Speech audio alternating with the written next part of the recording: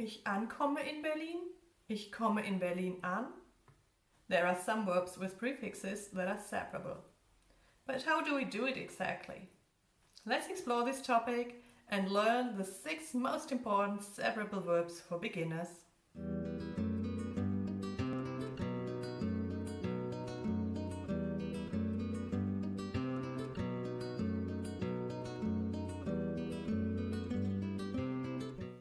So what are separable verbs exactly?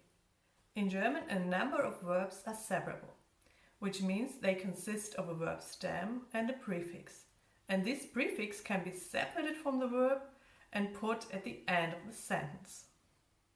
Let's start with our first verb and you see how it works. Ankommen, to arrive. Ich komme am Bahnhof an. I arrive at the train station. Remember, in case of a question, the verb moves to the first position. Kommst du am Bahnhof an? So you see, in both examples, the prefix is separated from the verb and goes to the end of the sentence. The verb ankommen is conjugated exactly as the verb kommen and is regular in the present tense. Ich komme an, du kommst an, kommt an, wir kommen an, ihr kommt an, sie kommen an. But is this prefix always separated from the verb, or are there situations where the verb is not separated?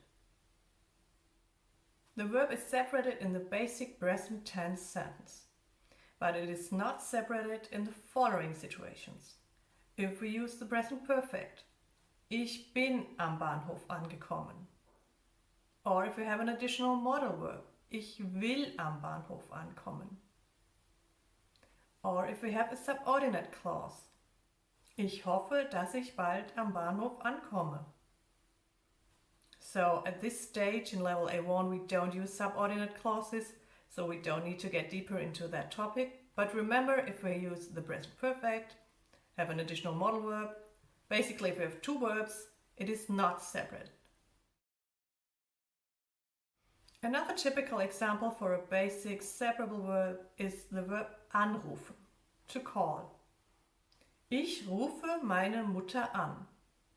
Or the question, rufst du deine Mutter an? Anrufen also follows the basic conjugation.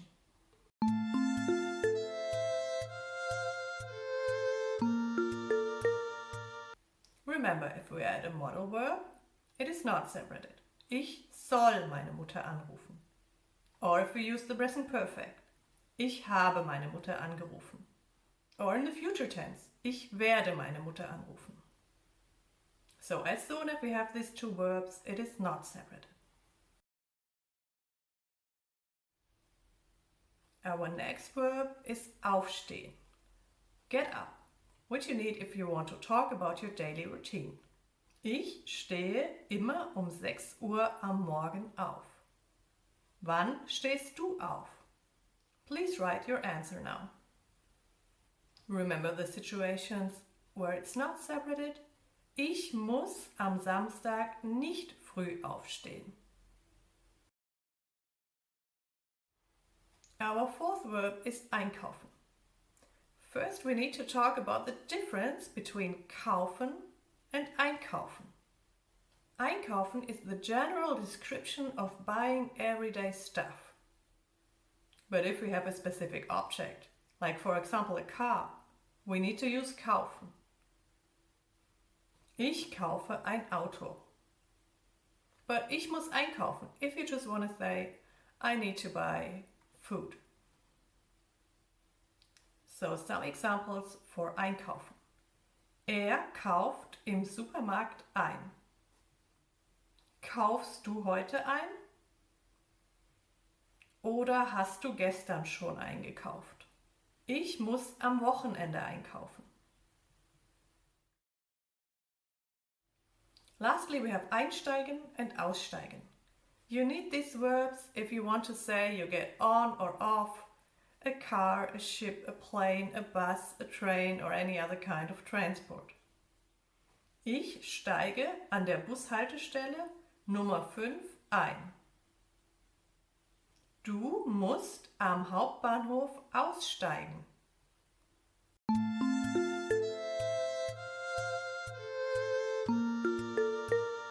These 6 separable verbs are very useful for everyday conversations. But there is no general rule that a verb with a prefix is separated. So you have to learn the separable verbs explicitly while you build up vocabulary. We now look at some verbs with a prefix that are not separable. These verbs are a little bit more difficult, but I want to show you the difference between the separable and the inseparable verbs. So these prefixes ver, über, unter are never separable. So we have, for example, the verb verkaufen, which means to sell something. Then we have erklären, which means to explain something. Then we have the verb übersetzen, which means to translate something. And the verb unterschreiben, which means to sign something. Now we get back to our separable verbs. Anrufen, aufstehen, vorbereiten, einsteigen, aussteigen. Though these 2 lists are by far not complete, there are more separable and inseparable verbs, but to begin with, I think those are the most important prefixes you must remember. But as you know, I'm not a huge fan of just learning lists, but using the words in context. So I encourage you to learn those words as you build up vocabulary and try to memorize examples. We will now practice some examples together. Please take a minute and try to fill in the gaps.